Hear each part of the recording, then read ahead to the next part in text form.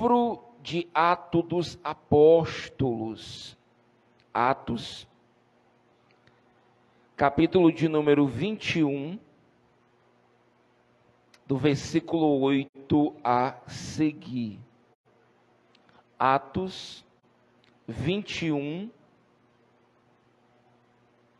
8.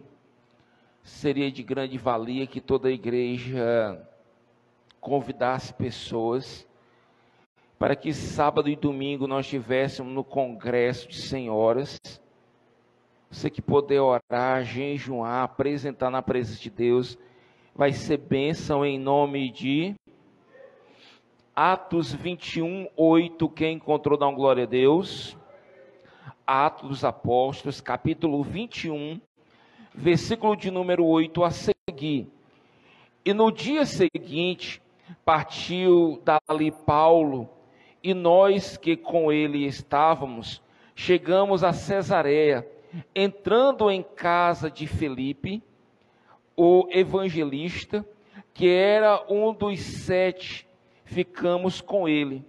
Tinha ele 4 filhas, glória a Deus, donzelas que profetizavam.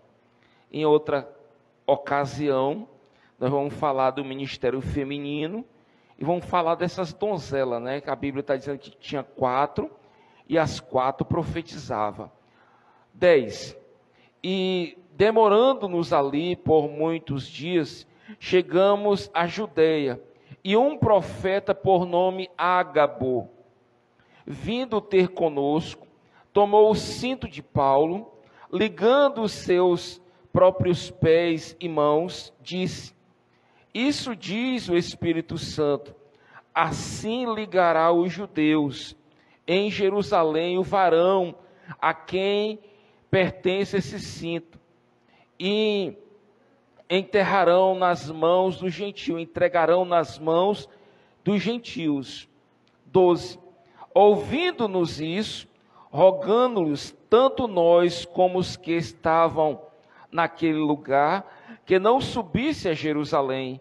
Mas Paulo respondeu: que fazeis vós, chorando, magoando-me o coração, porque eu estou pronto, não só a ser ligado, mas ainda a morrer em Jerusalém, pelo nome do Senhor Jesus. 14. E como não podíamos convencê-lo, nós aquietamo-nos e dizemos: faça-se a vontade do... 60 aplaudindo Jesus, que ele merece. Aleluia. Queria que você fechasse seus olhos. Eu queria que você curvasse a sua cabeça. Pai Santo e Deus querido, está aqui a tua igreja, está aqui o teu povo. Não fala o que queremos ouvir, Pai querido, mas o que o Senhor tem para falar conosco. Repreendemos desde já todo o mal físico e todo o mal espiritual. Toda seta do adversário, tudo aquilo que queira atrapalhar ou impedir a compreensão da palavra, nós declaramos: Espírito Santo de Deus, tens liberdade no meio do teu povo, no meio da tua igreja, em nome de... Aplauda ele, que ele merece. Aleluias. Olhe para mim, igreja, por favor. Amados, o que é ser servo de Deus? O que é ter compromisso com Deus? O que é ter entregado a sua vida para Jesus? Nós observamos que Paulo estava viajando, junto mais os seus companheiros, e chegam em Cesareia, entram na casa de Filipe, e ali tinha algumas filhas que eram donzelas, servas de Deus, profetisas do Senhor, e também no meio desses profetas havia um profeta com nome Ágabo. E esse profeta, ele começa a profetizar que ia acontecer coisas ruins a Paulo. Paulo iria para Jerusalém, ali seria preso, seria maltratado. Quando o povo começa a escutar aquela profecia do profeta Ágabo, todo mundo começou agora a oprimir Paulo. Paulo, você não pode ir para Jerusalém. Paulo, você não pode descer para lá. Porque se você descer para lá, vão te maltratar, vão te açoitar, vão te fazer isso. Aí Paulo disse, para. Por que vocês ficam aí chorando, magoando, colocando peso, dificuldade na minha vida espiritual? Eu estou pronto, não só para ser ligado, amarrado às minhas mãos, mas até, se preciso, morrer pelo amor do Senhor Jesus Cristo. Vocês ficam me magoando, ficam aí me martirizando, mas que seja feita a vontade do... Seja feita a vontade do... E qual é a vontade do Senhor?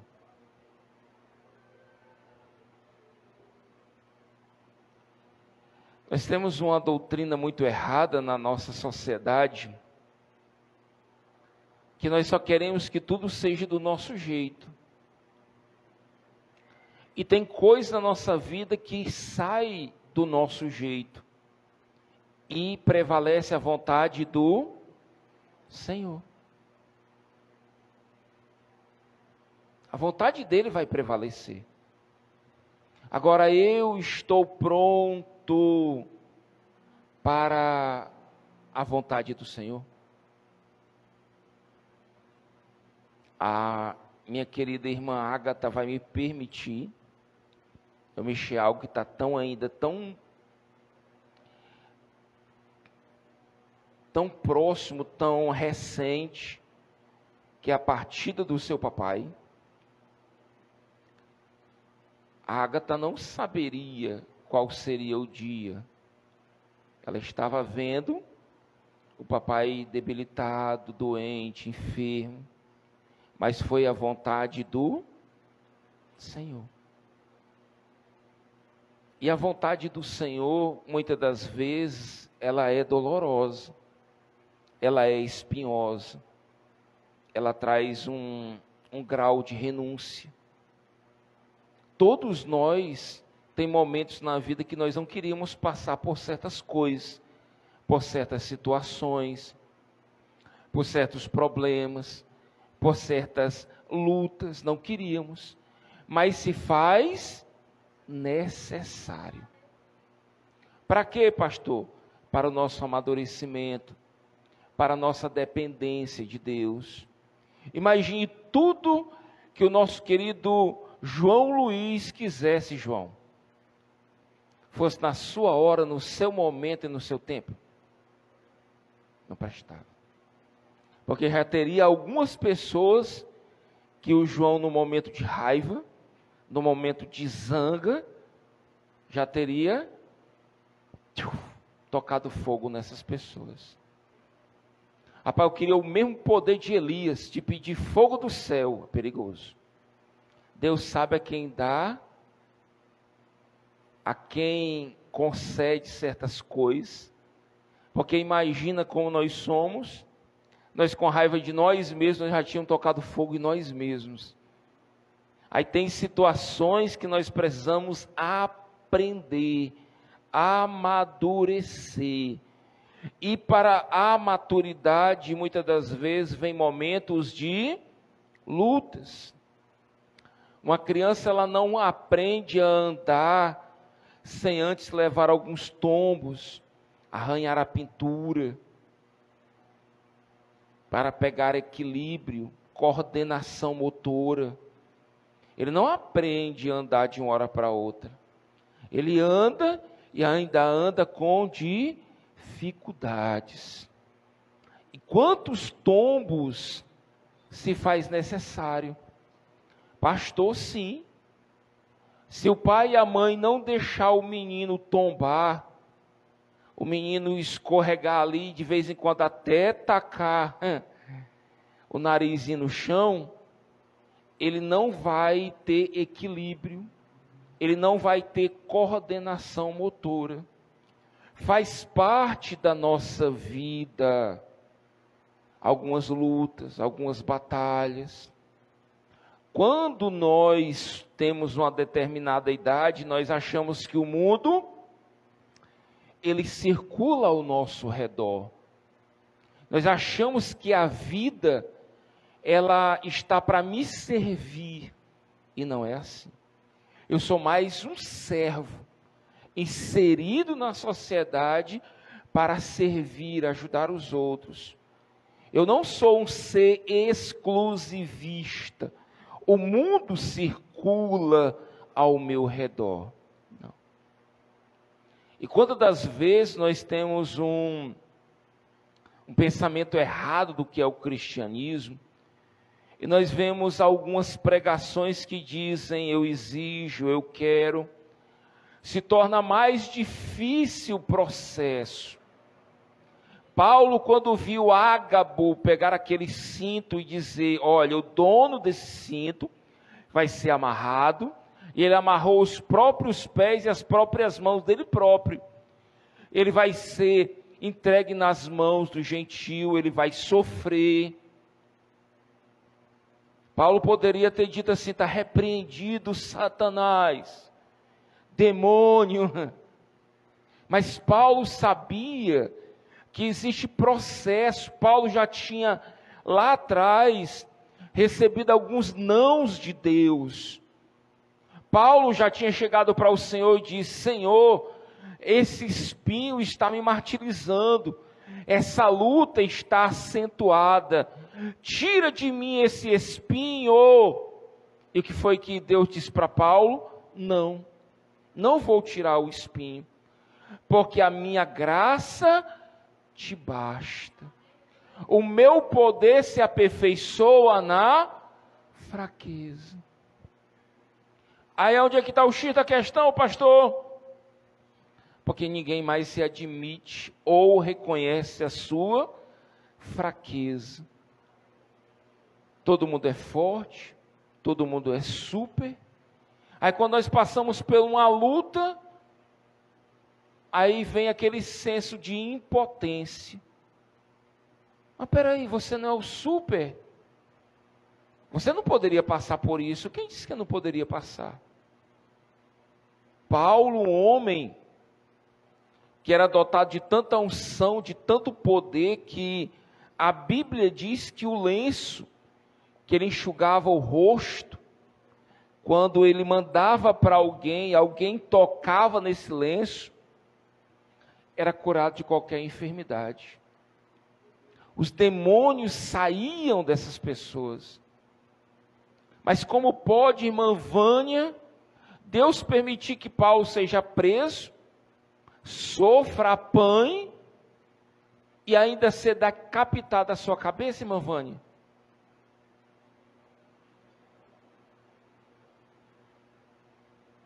João?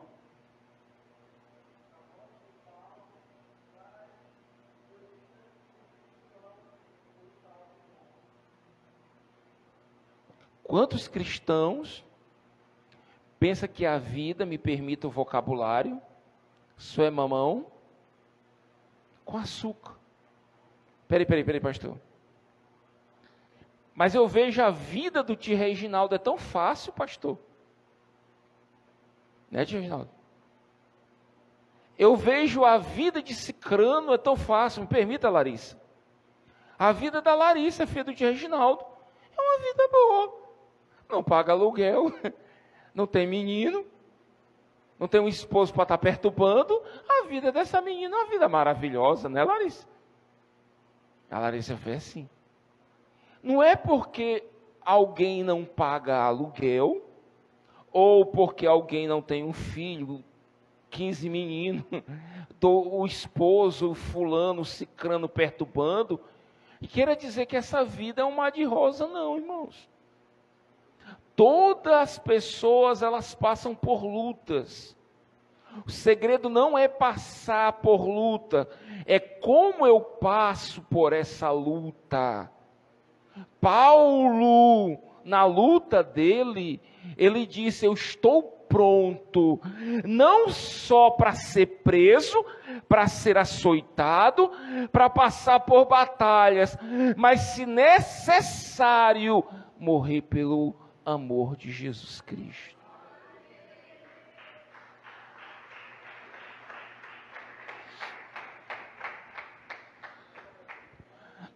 Mateus, capítulo de número 26. O que é ser servo? É ser submisso. Mesmo que algo não seja como eu quero, como eu imagino, como eu planejo, mas se é a vontade dele, amém. Mateus 26. Mateus 26, 39. Mateus 26, 39. Indo pouco adiante, prostrou-se o seu rosto e orando, dizendo: Meu Pai, se é possível, passa de mim esse cálice. Todavia, não seja como eu quero, mas como tu queres. Não é errado. Eu vou apresentar a Deus: Pai, eu não queria passar por essa luta. Pai, eu não queria passar por essa enfermidade. Pai, eu não queria passar por esse conflito. Pai, eu não queria passar por isso. Mas se todavia não tem como eu não passar, me dá forças para suportar o cálice. Faz segundo a tua vontade. Pastor, isso é uma pergunta até doida, não precisa nem perguntar. Ágata, você queria que seu pai tivesse? Ela ia dizer com certeza. Nem que ele estivesse tomando medicamento, nem que estivesse sentindo dor, ela queria ele ali. Mas a vontade de Deus qual era? Tirar ele da dor, tirar ele do sofrimento, tirar ele da peleja.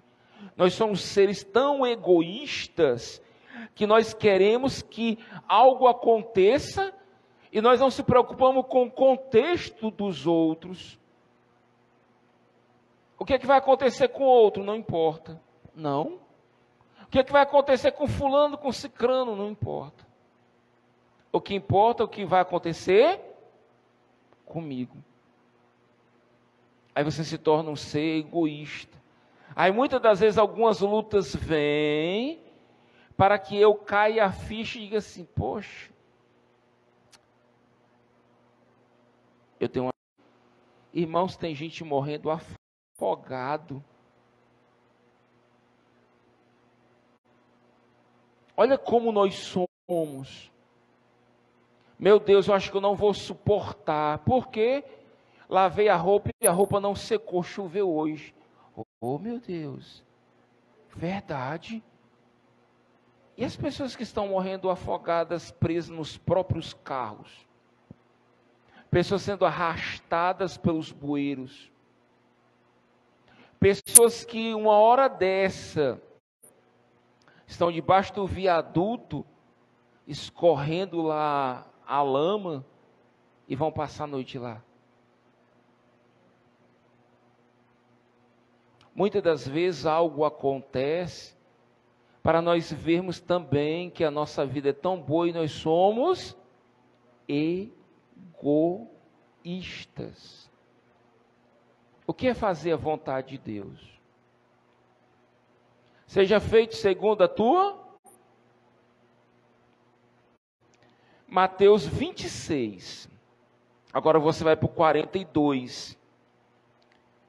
E indo a segunda vez, orou dizendo: Meu Pai, se este cálice não pode passar de mim, sem que eu beba, faça-se a tua...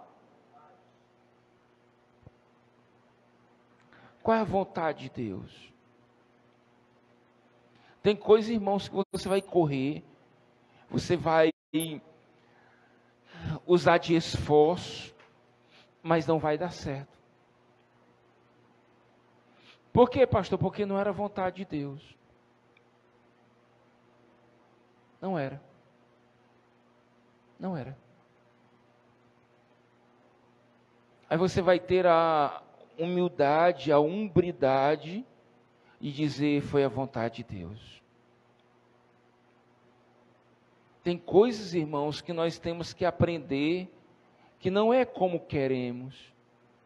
Jesus foi a segunda vez, ele foi orar e disse: Pai, se não é possível que esse cálice passe sem que eu não o beba, faz segundo a tua. É fácil dizer que Deus faça a vontade dele da boca para fora, irmão. É fácil. É fácil. É fácil.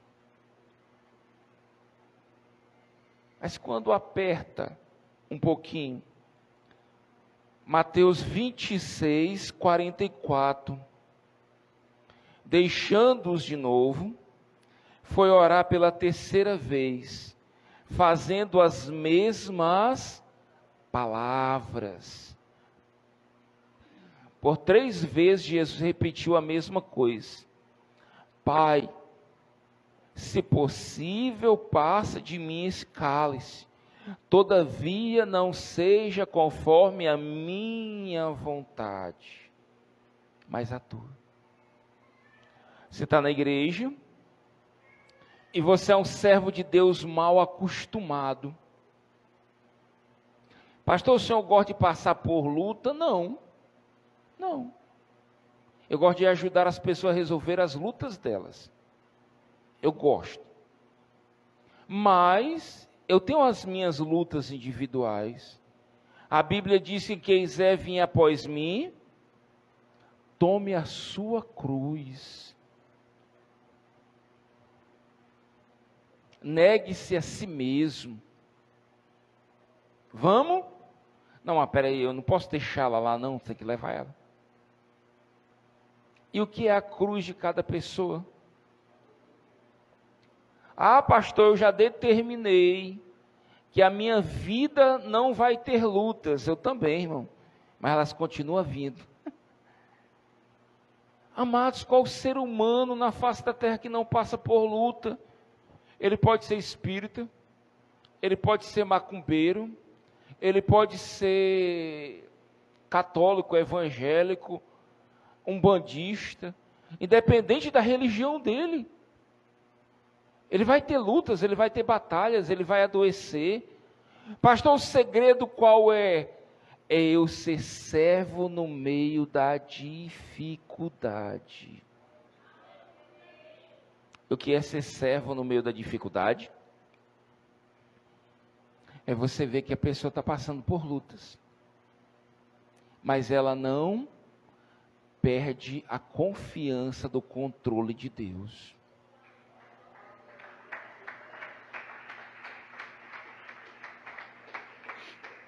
Me permita o vocabulário, porque que a sociedade tem muita gente depressiva, porque as pessoas elas não estão preparadas para as verdadeiras batalhas da vida. E o que são as verdadeiras batalhas da vida? São dias delicados. Você queria que o cálice passasse, mas o cálice não passa. Mateus capítulo 11, versículo 28. Vinde a mim todos vós que estáis o quê? Cansados e eu vos aliviarei. Tomai sobre vós o meu jugo, e aprendei de mim que sou manso e humilde e encontrareis descanso para a vossa alma. Porque o meu jugo é, e o meu fardo é. Mesmo você seguindo Jesus, você ainda continua carregando um fardo. Uma carga. Nem que seja leve. Mas Ele não te deixa sem compromisso. Ele não te deixa vagando no meio da rua. Vinde a mim todos vós que estáis cansados, mas eu não reconheço mais que eu canso. Pastor, eu não posso nem cansar. Não. Pois eu canso. Eu fico zangado, eu fico com raiva, eu fico frustrado. Tem hora que eu quero algo e não vem como eu queria. Não vem na hora que eu quero, não vem do jeito que eu quero. Não é no momento que eu quero, não é na hora que eu quero. Não. E aí eu faço o quê? Eu reconheço, estou cansado. Estou fraco. Estou sem força. Eu vim até o Senhor para me ajudar a carregar e trocar esse fardo que eu não aguento sozinho.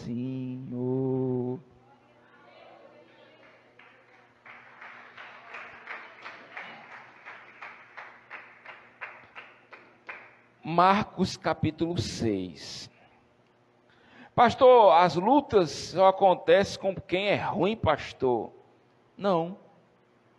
As lutas também acontecem com quem são boas pessoas. Marcos 6, 27. Nós vemos pessoas boas, honestas. Exemplo, nosso Senhor Jesus passou por tanta coisa e nem merecia.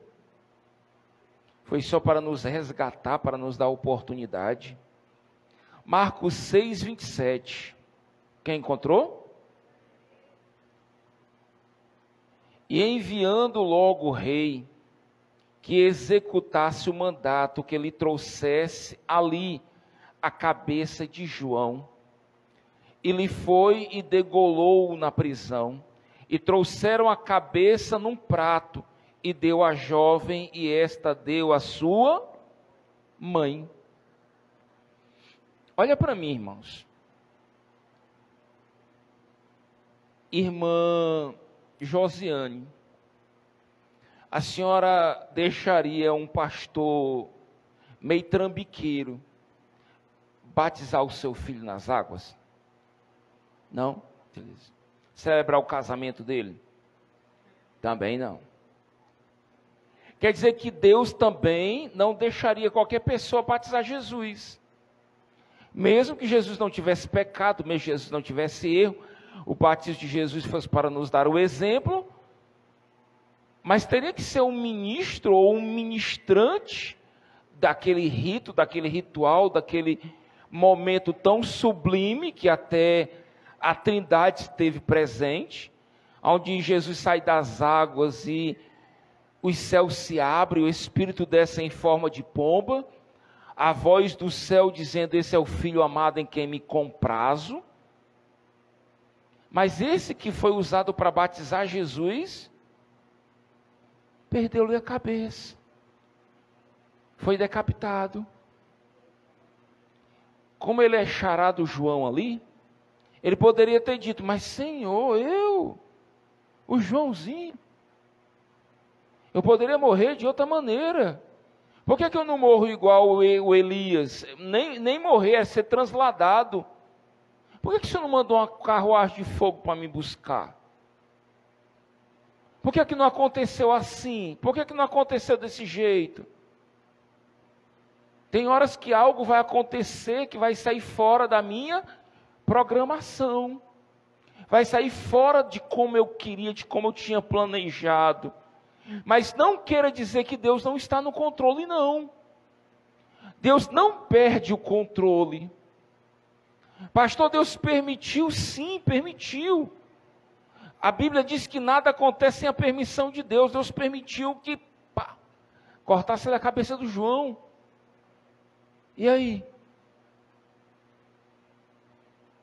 Pastor, agora vamos entrar num processo judicial contra Deus.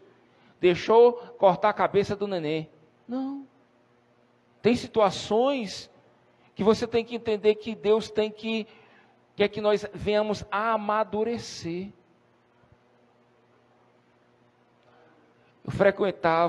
Eu era um dos líderes da igreja quadrangular. Nós estávamos em uma convenção da igreja, onde o reverendo, que era o pastor presidente no momento, estava ministrando a palavra. Ele disse: amados, pastor fulano de tal, da nossa igreja, em tal canto, se afastou do evangelho. Todo mundo ficou surpreso, porque aquele pastor, ele era uma bênção. Vem ele de uma cidade para outra, 4 vias, sentido único, não tinha como acontecer um acidente, 4 vias. Mas só que um cara alcoolizado, com outras coisas na cabeça, vem um carro contramão, com os farol tudo apagado, em alta velocidade, e bate de frente com o carro do pastor. O filho dele, 16 anos, estava ao lado dele. O impacto foi tão grande que o cinto degolou o menino. E ele fez a seguinte indagação: como pode eu estar vindo da igreja, vim pregar a tua palavra, e tu permitiu isso acontecer? Irmã Vânia, João Batista podia perguntar a mesma coisa. Como é que eu batizei o teu filho? Estava lá no Jordão, não neguei a fé, mas ele permitiu que eu perdesse a cabeça. Ele permitiu também Paulo. Ele permitiu também Tiago. Ele permitiu que muitos homens e mulheres de Deus morressem, para que hoje nós estivéssemos aqui com o privilégio de pregar o evangelho.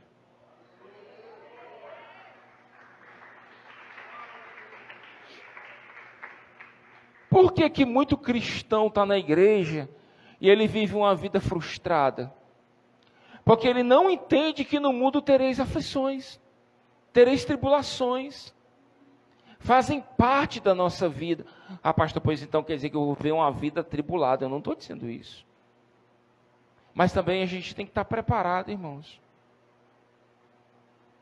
Paulo estava preparado. Paulo disse: pessoal, por que vocês estão me magoando aí? Vocês estão... eu estou pronto. Não só para ser amarrado, ligado, preso, mas eu estou pronto até para morrer pelo amor do evangelho. Será que nós estamos prontos para morrer pelo evangelho? Se nós não estamos prontos, pastor, nem para dizimar, nem para orar, nem para vir à igreja, imagine para morrer. Pastor, eu não estou pronto nem para deixar aquela amizade que fala mal do meu Jesus, que aquela pessoa que é um atrapalho, uma pedra de tropeço. Imagine negar a vida. Aquele que vier após mim, Lucas 14:33. Aquele, pois, que vier após mim, não negar tudo quanto tens, não pode ser meu discípulo. É tudo. Negar tudo. E o que é negar tudo? É tudo. Não adianta eu dizer que eu sigo a Cristo pela metade. Se uma eventualidade alguém invadisse a igreja hoje, uma facção criminosa, aqueles que negarem a Jesus podem sair normalmente, podem pegar os seus pertences e vão embora. Mas aqueles que não negarem serão mortos hoje à noite.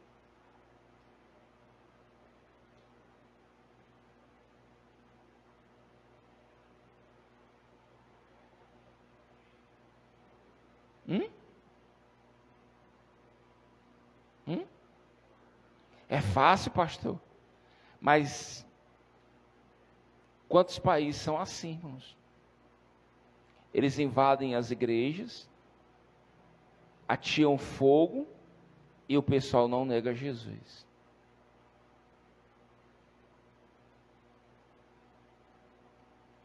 Carta aos Hebreus, capítulo 11. Preste atenção, queridos. Se faz necessário, Hebreus 11:33.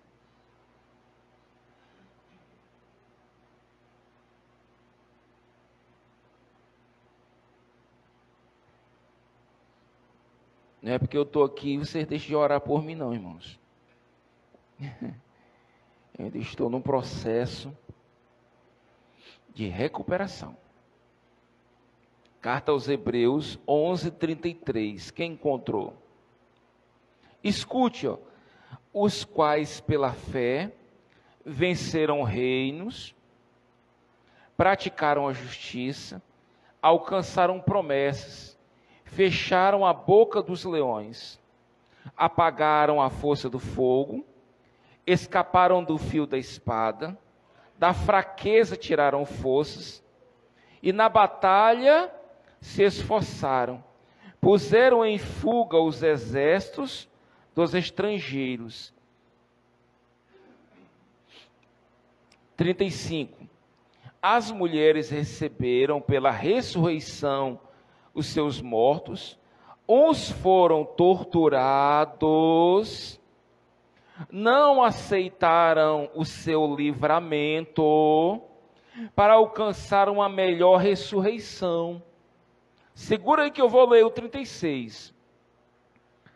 Teve pessoas que aconteceu prodígios de uma maneira, e teve outras que algumas mulheres, elas preferiram perder a sua família, o seu cônjuge, perder a sua própria vida, passarem por lutas para que na ressurreição recebessem algo melhor de Deus.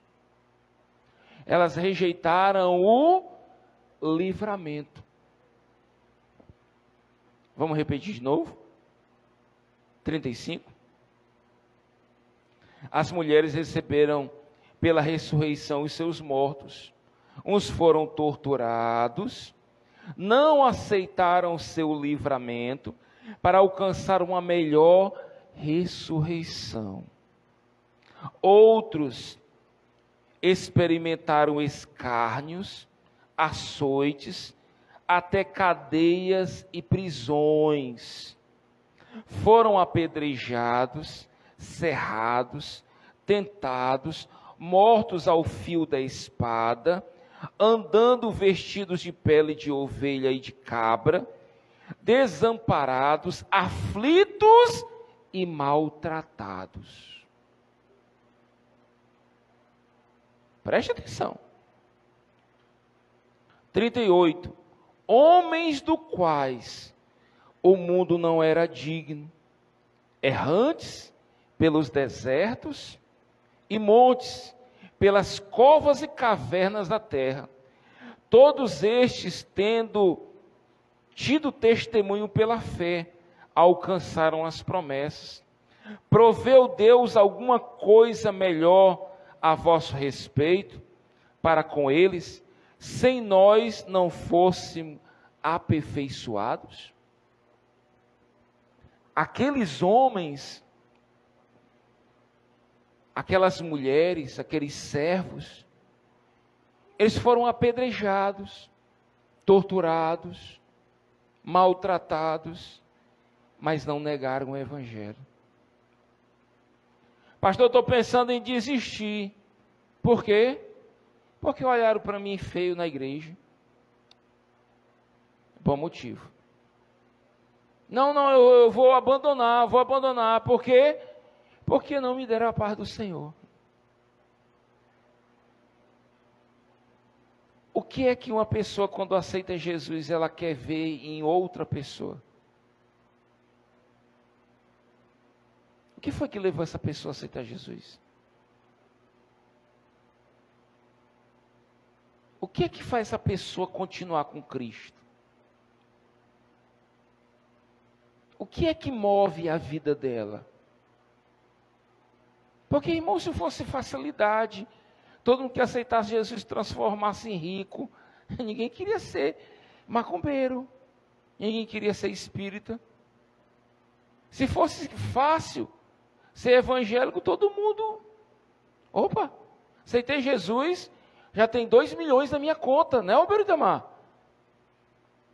Não é assim, crente.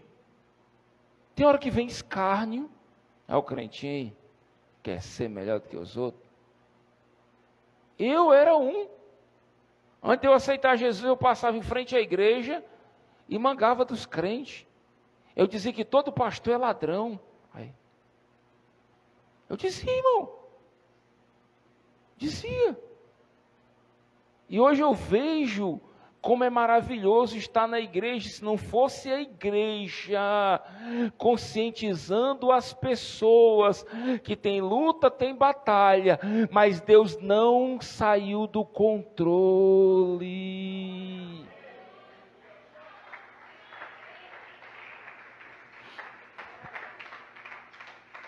Ele não saiu do controle não, irmão. Ah, pastor, Deus não está me vendo não, porque eu estou passando isso. Mentira do diabo. Mentira. Ele está vendo sim. Ele sabe da tua luta sim. Ele sabe da sua batalha sim. Se você tiver a oportunidade de conversar com a irmã Antonieta, ela contou uma pequena parcela do testemunho dela numa quinta-feira. Irmão, só pelo pouquinho que ela contou, a gente disse, meu Deus, né, irmã Antonieta?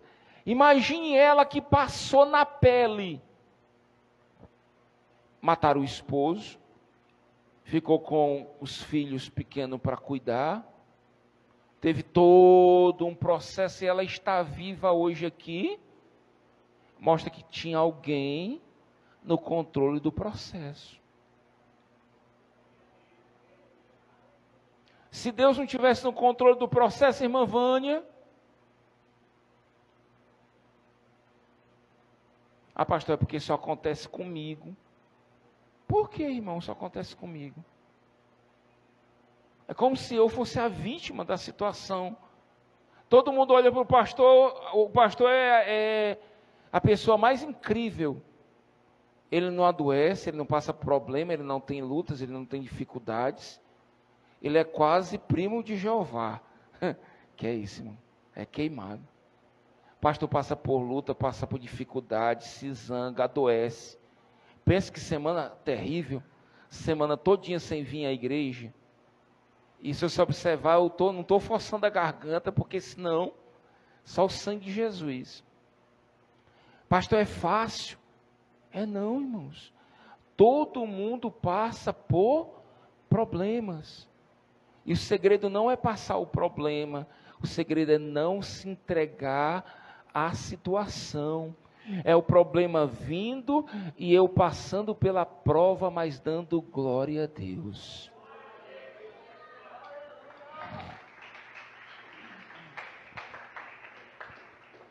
Quando eu acredito nisso, eu vou para Isaías 55. Preste atenção. Eu queria que você lesse com bastante atenção que Isaías, usado por Deus, estava querendo passar para a gente. Isaías 55, versículo 6. Isaías 55, 6. Buscai ao Senhor enquanto se pode achar, invocai-o enquanto está perto. Deixe o ímpio o seu caminho, o homem maligno os seus pensamentos, e se converta ao Senhor, que se compadecerá dele. Torne-se para o vosso Deus, porque é grandioso e grande em perdoar. Segura aí, que eu vou continuar a leitura. O que ele estava dizendo? Me busca. Porque quando você me busca, a tua mente velha, a tua mente maligna, a mente que te atrapalhava, ela vai sair. O que é se converter? É mudar de direção. É mudar de caminho. Eu pensava assim, agora eu penso assim. A minha mente era desse jeito. Aí eu me converti.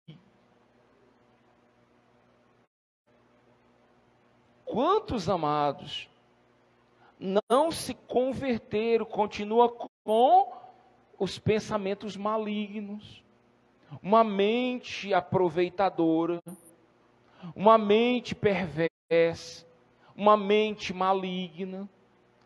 Olha a continuidade da leitura 8. Porque os meus pensamentos não são os vossos pensamentos, nem os vossos caminhos, meus caminhos, diz o Senhor.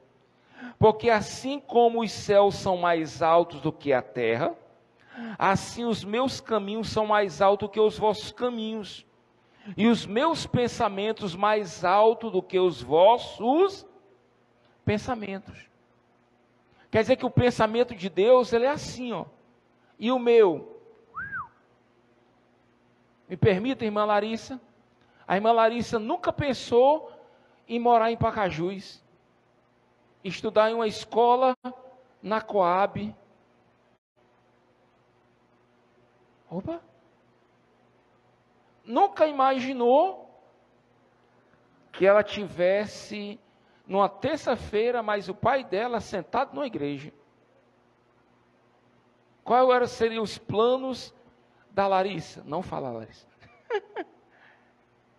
Você está vendo que nós não sabemos de nada, mas Deus ele vai criar circunstâncias ou até problemas que muitas das vezes não é para nos matar, não é para nos destruir, é para nos conscientizar. Eu sempre tive trabalhando com a minha mente para te trazer para mim.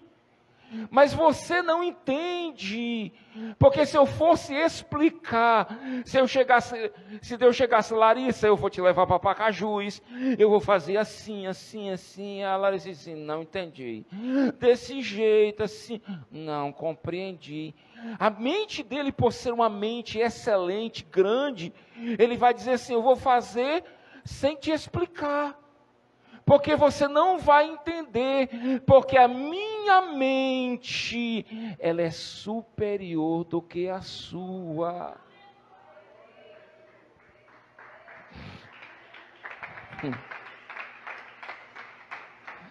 Romanos 8, 28. Sabemos que todas as coisas contribuem para o bem daqueles que amam a Deus. Se você chegar para o Yarley e perguntar, Yarley, como eram os teus planos para 2023, Yarley? 2023, como vai ser o final do ano do Yarley? O Yarley já tinha feito um bocado de plano.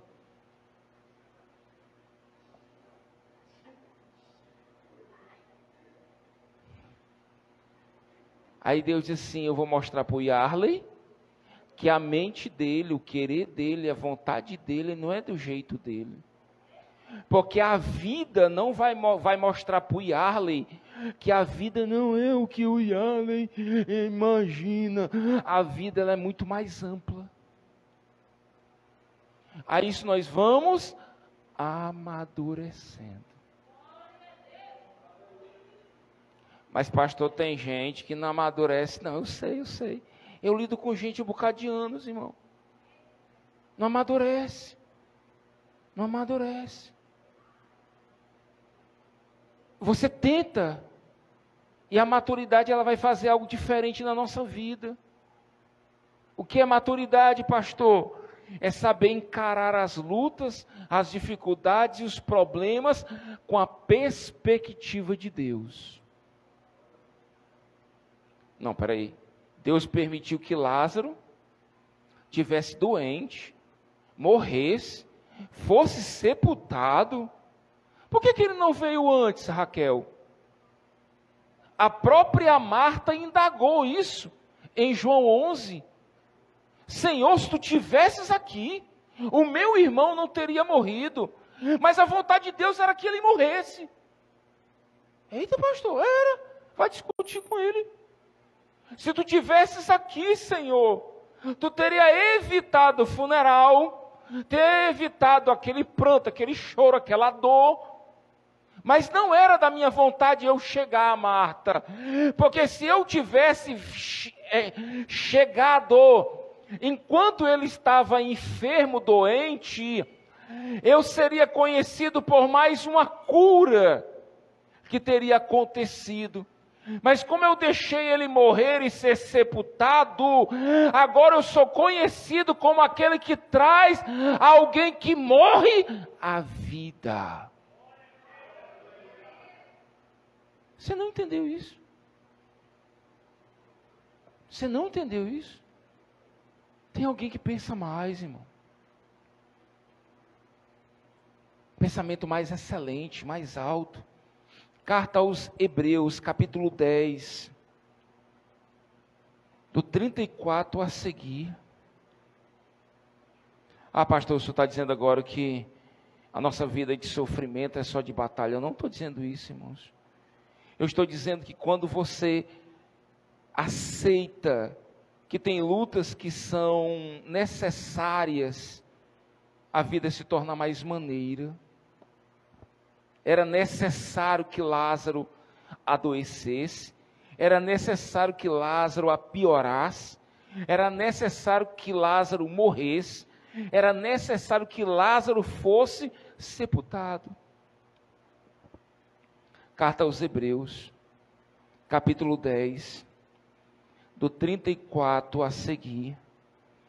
Porque também vós escapastes dos que estavam na prisão e com gozo permitiste a esfoliação dos vossos bens, sabendo que vós terdes nos céus uma possessão melhor e permanente.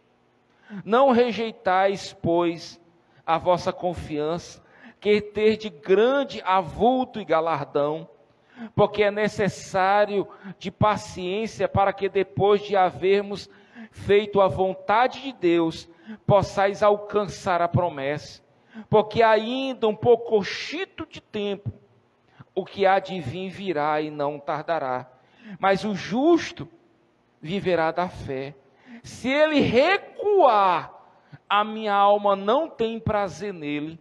Nós não somos daqueles que se retiram para a perdição, mas aqueles que creem para a conservação da alma. O que é isso, pastor? Tem pessoas que elas fogem, elas se retiram, elas abandonam. Nós não. Nós não somos covardes. Para ser crente tem que ter sangue no olho, irmão. Para ser crente, ser servo de Deus, para ir para o céu, nós temos que renunciar às nossas próprias vontades. Por que as pessoas não querem aceitar Jesus? Por que as pessoas não querem entregar a vida para Cristo? Porque eu posso continuar bebendo, me prostituindo, mentindo, fazendo tudo.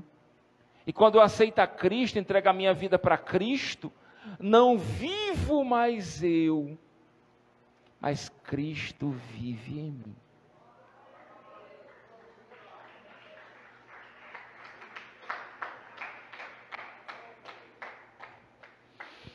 Evangelho escreveu João 13.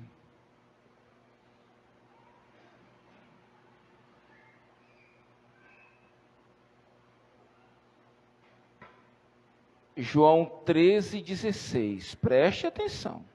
João 13:16. Na verdade vos digo, que não é o servo maior do que o seu senhor, nem o enviado maior do que aquele que o enviou. Você não é superior a Jesus. Jesus nos enviou. Jesus foi cuspido, Jesus foi açoitado, Jesus foi escarnecido, Jesus foi humilhado, foi desprezado, aí agora chegou a hora do Auleandro. Não, ninguém pode me rejeitar, ninguém pode me abandonar, ninguém pode dizer que eu sou feio, ninguém pode dizer que eu vou pegar uma depressão. Hã? Se aquele que é maior do que a minha vida teve a capacidade de dizer: seja feita a tua vontade. Imagine eu que sou servo inferior, eu que vim para servir, não sou maior do que ele, por isso faça de mim segundo a tua. Aleluia. Mateus 10, 24. Mateus 10, 24.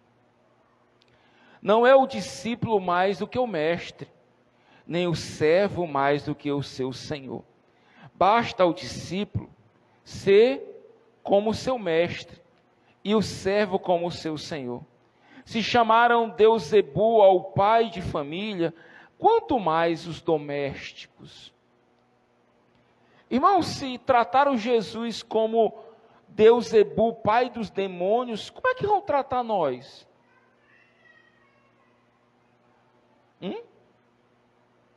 Não queira ser maior, porque nós não somos maior.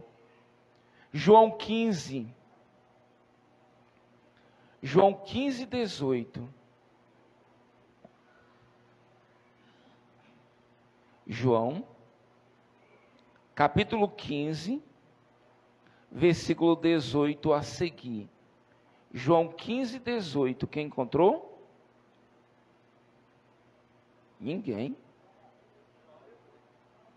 João, capítulo 15, versículo 18. Se o mundo vos aborrece, sabei que primeiro do que vós aborreceram a mim. Olha aí que legal. Se vos fosses do mundo, o mundo vos amaria, como era seu.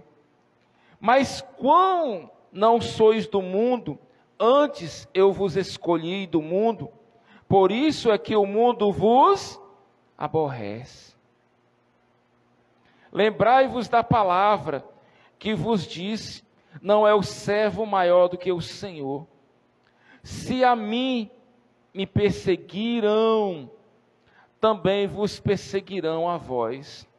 Se guardar as minhas palavras, também guardarão a vós. Mas tudo isso vos farão por causa do meu nome, porque não conhece aquele que me enviou. Pastor, onde é que está o segredo? É porque você procura viver agradando a tudo e a todos. E não tem como agradar a todos.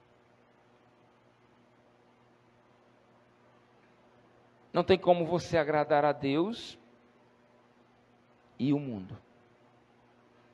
Tiago capítulo 4, versículo 4. Abre aí. Tiago 4, 4.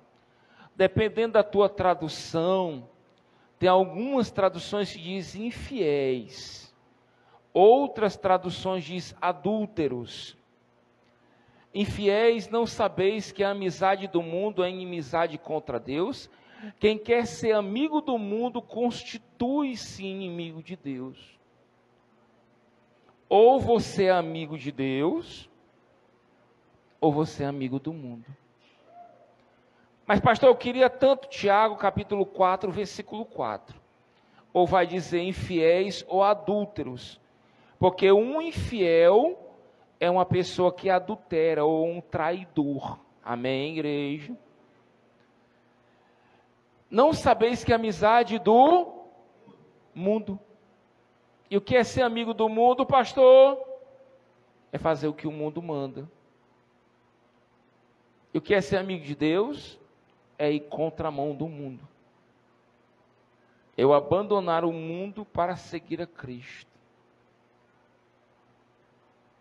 Eu abandonar as minhas vontades e dizer: Senhor, faça de mim segundo a tua.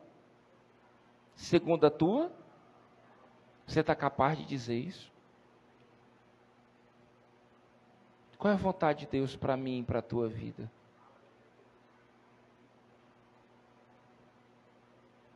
Qual é a vontade de Deus? Mas, pastor, é porque a vontade de Deus se confronta com a minha vontade, pastor. Quem vai prevalecer? Quem vai pesar mais na balança? Provérbios 11 primeiro, vamos lá? Provérbios 11 primeiro. A vontade de quem vai prevalecer? A minha vontade ou a vontade de Deus? Porque muitas das vezes nós queremos que Deus faça segundo a nossa vontade.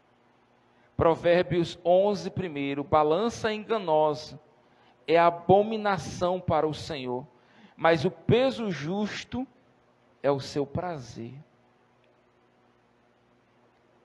Quem vai pesar agora na balança é aquilo que vai fazer você pender. Porque aqui alguém, quando aceita Jesus, ele abandona a bebedeira, porque agora o peso da bebida, o valor da bebida, a bebida não se compara com Cristo na minha vida. Porque que agora eu abandonei a prostituição, eu abandonei os vícios, porque os vícios e tudo mais não se compara com o peso de Cristo na minha vida. Se coloque em pé, igreja, por favor.